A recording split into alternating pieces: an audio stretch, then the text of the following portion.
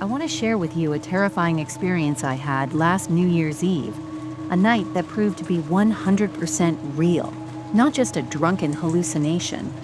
I live a pretty straight-edge lifestyle, so nothing like this ever happens to me. Yet, what I saw and heard that night still haunts me. I live on the outskirts of a small southern town, where many people, including a few of my closest friends, live even further out in the remote boondocks.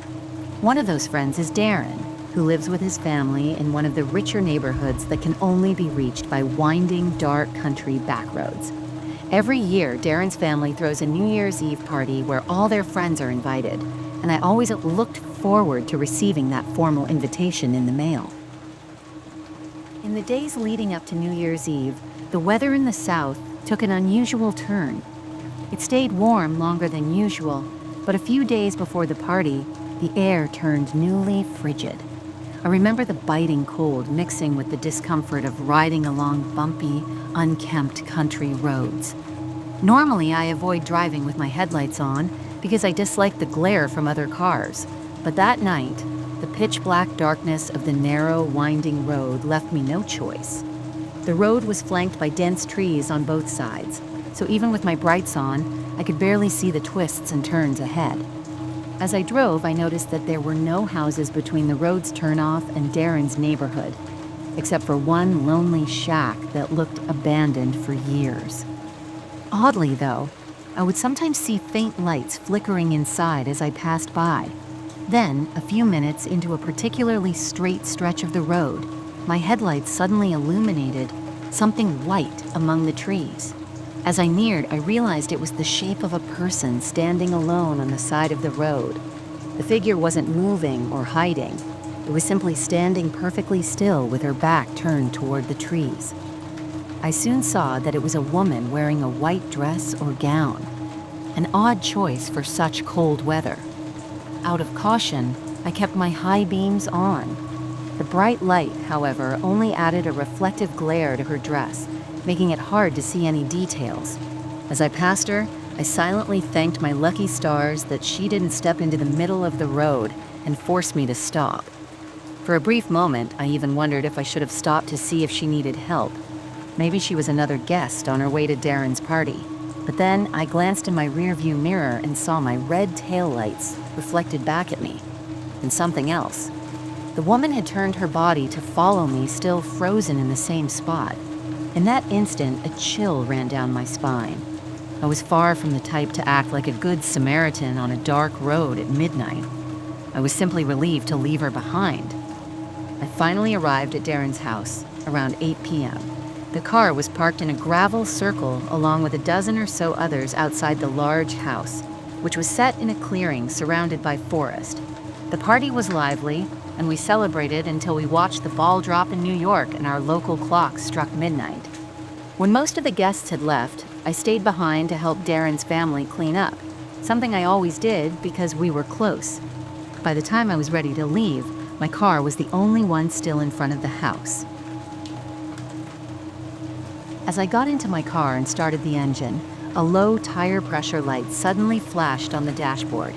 My car is an older model, so it didn't tell me which tire was affected or how many were in trouble.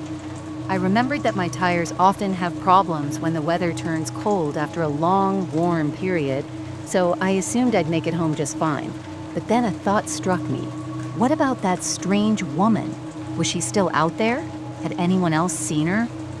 I knew there was an alternative route in the opposite direction, but that detour would add another 20 minutes to my journey. A risk I wasn't willing to take so late at night with the possibility of encountering drunk drivers. Reluctantly, I decided to retrace my path on the same dark road. Not even a few minutes into my drive back, I began to notice something was terribly wrong with my tires. I could hear the sound of bare metal scraping against the road, and before I knew it, my car came to a complete unnerving stop. Muttering to myself that this is a different situation entirely, I wondered if my tires had simply come off. Against my better judgment, I got out of the car to inspect the damage. The moment I shut the door, the car's lights went off, and I was plunged into the thick darkness of the forest. I grabbed the flashlight on my phone and began to scan each tire. My heart sank as I saw that every single tire had been ripped to shreds, as if they had been torn apart by vicious claws. It wasn't just a random puncture caused by the bumpy road. It was deliberate. Standing there helplessly in the dead silence of the night, I realized that no one would be out on this deserted road at such an hour, even on New Year's Eve. I had no phone service out there, so calling a tow truck or any help was impossible. Then, almost as if the night itself had taken a sinister turn, everything changed. The gentle wind died down, the barren tree branches stopped swaying, and even the occasional sounds of wildlife vanished into silence. It felt as if time had stopped. After that eerie stillness, I suddenly heard the sickening sound of a twig snapping somewhere in the trees. My pulse raced as I instantly switched off my phone's light, plunging me back into complete darkness.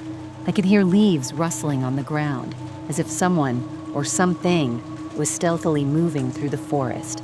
At first, I wondered if it might be a squirrel or a deer, but the silence and deliberate movement told me this was something else entirely. A predator, perhaps. Then, in a voice that was both soft and chilling, I heard, "I see you." My stomach dropped and every bit of air seemed to vanish from my body. I couldn't even scream. That woman's voice came from the pitch-black tree line just about 15 feet away. And although the tone wasn't overtly hostile, it was profoundly unnerving. In that moment, I felt utterly paralyzed, so overcome with terror that all I wanted was to curl up on the ground and disappear. But then I heard the voice again asking, "Can you see me?" At that, my fight-or-flight instinct finally kicked in. Disoriented in the darkness, I switched my phone light back on to figure out which way to run. I aimed the beam directly in front of me and, at the edge of the tree line, there she was, the woman in the white gown. Now her features were unmistakable. Her dress was filthy, covered in dark stains, and she looked deathly pale and incredibly thin. Her long, disheveled gray hair hung down to her elbows, and her face was grotesque, as if half of it were missing. Yet disturbingly, she seemed to be trying to grin at me. I froze for a few agonizing moments, flashlight trembling in my hand before I finally mustered the strength to bolt down the road toward Darren's house. I remembered the old shack I had passed earlier and, for a fleeting second, wondered if maybe she lived there. But there was no time for that thought. Twigs were snapping and leaves rustled behind me as I heard her chasing after me. With a massive surge of adrenaline, I ran as fast as I could and eventually managed to lose her in the dark. I arrived at Darren's house in a state of panic and pounded on the door, begging for it to be opened. Darren's mother answered quickly and ushered me inside without hesitation. Shaken and breathless, I recounted every terrifying detail to her, to Darren, and to his father. They listened with genuine concern and immediately offered me a place to stay for the night while they called the police and arranged for a towing service. I accepted their help even before I had the chance to contact my own family. The police assured me that they would search the area around the road that night and that I could retrieve my car and make a formal statement the next day. I hoped that sleep would wash away the horror of the night, so I retired to the guest bedroom. However, the terror wasn't over. In the middle of the night, I was abruptly awakened by a light tapping at the second-story window. I glanced at the digital clock on the nightstand. It read exactly 3:14 a.m. None of the windows in the room had any blinds, so I felt exposed. I didn't dare look out until I heard that muffled voice again from outside, softly repeating, "I see you." It was then I realized that the mysterious woman was still out there. She had chased me all the way to Darren's house, and now she was throwing rocks to get my attention. I couldn't bring myself to leave the bed or even move until morning came, and Darren's family awoke. When daylight finally broke, we all went outside together, just as the police arrived in the yard near where I had heard that haunting voice. Darren's father found a large, rusty knife that didn't belong to his family, presumably the weapon the woman had used to slash my tires. This discovery confirmed that she had followed my car from the start of the night, deliberately targeting me while everyone else was safely inside during the festivities. Later, Darren's parents spoke with other party guests, and one friend mentioned that they had seen someone in a white dress wandering outside, though at the time they didn't think much of it. I later gave a full statement to the police and mentioned that I had a hunch about the old shack on the road, believing the mysterious woman might have some connection to it. Although the police eventually searched the shack and found no one living there, they did uncover several dead, gutted animals scattered around in the woods, a grim detail that only deepened the mystery. To this day, that woman was never found. The lingering questions are as frightening as the events themselves. How did she manage to track me so quickly after I left the party? And with half of her face seemingly missing, how was she able to speak so clearly? Despite everything that happened, I've resolved to attend Darren's New Year's Eve party again next year. But this time, I'll be carpooling and taking the long way around, far from those dark, haunted back roads. Story number 2. When I was 26, I took a trip to San Diego by plane. I stayed with a friend for a few days and booked a late flight back home. My flight landed at midnight, and by the time I got off the plane and reached the ground transportation pickup point, it was about 12:30 a.m. I waved down a random taxi from the taxi section and gave the driver my home address. He quoted me a fare of $30, a great deal compared to what Uber would have charged. The driver came out to help me with my bag. I told him I was fine keeping it in the seat next to me, so he lifted my bag onto the left side seat behind him. I ended up sitting diagonally across from him as he got back into the car, pulled up the directions to my apartment, and we set off. My apartment was about a half-hour drive from the airport.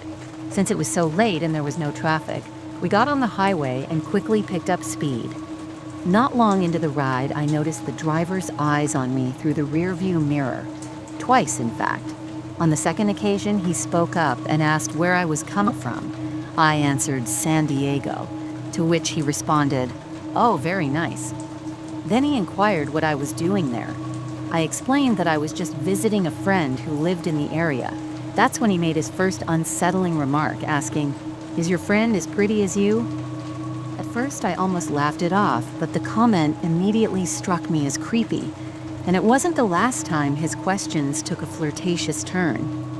As we continued along the highway, he asked, "What is a pretty girl like you doing traveling all by yourself?" I replied with a bit of sass, saying, "I'm not alone. I'm visiting my friend." He retorted that since I flew by myself, I must be traveling alone. I maintained my sassy tone and told him, "We can agree to disagree." He laughed and insisted he was just teasing. Still, I couldn't shake off the discomfort, especially since the man seemed to be in his mid-40s, a far cry from someone I'd expect to flirt with a young woman in her 20s. Soon, I noticed an overpass ahead, a familiar landmark near my exit. When we passed it, he didn't slow down, so I called out, "This is my exit." He seemed to almost miss it, and we zoomed right by. I repeated myself, louder this time, but he only apologized, saying he'd catch the next exit. I tried to peek at his navigation screen to check if he had the right address, but the screen was angled away from me. The next exit was about a mile further. Feeling increasingly anxious, I said clearly, "You need to get off here." Without any acknowledgement, he signaled his blinker and merged off the exit. I caught him glaring at me in the mirror, a brief look of annoyance that soon turned into something more disturbing when, less than a minute later, he asked if I had a boyfriend. I replied immediately, "Yes, he lives with me." I noticed him looking at me again, as if he realized how quickly I answered.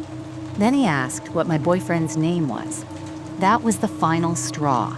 I decided enough was enough and announced that I was going to put my headphones in.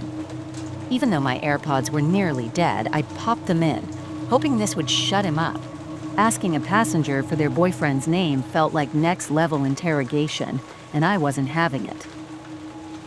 Feeling unsafe, I texted my family and close friends about the creepy taxi driver, sharing my location just in case things went south. At that point, we had reached a familiar area in my town. We came to the first red light since getting off the highway. I looked in the mirror and saw his eyes glaring at me in a menacing way. I knew he wasn't speaking because there was no music playing for me to hear anything over. When the light turned green, he continued staring, and I had to tell him that the light was green before he finally started moving again. No one from my family answered my texts, except for my older brother who, despite living 2 hours away, advised me to leave the car immediately if I ever felt threatened. Soon we were on a main road in town, but strangely, there were no other cars. It was nearly 1 a.m. on a weeknight. At another red light, I again felt his unsettling gaze through the mirror. That's when I noticed a police car parked in an empty lot. In a spur-of-the-moment decision, I grabbed my bag and backpack, slid the van door open, and prepared to get out. The driver started yelling, "What are you doing?" and even tried closing the door using the power button in the front, but I forced the door open. The moment it was wide enough for me to step out, I bolted toward the police car instead of risking that he might chase me for the fare. He simply kept driving, which was a huge red flag on its own. After he drove off, I stopped running and slowed down to a brisk walk toward the police car. The officer inside noticed me, rolled down his window, and I explained that the taxi driver was giving me really bad vibes. I asked if he could give me a ride home, and thankfully he said, "Hop in the back seat."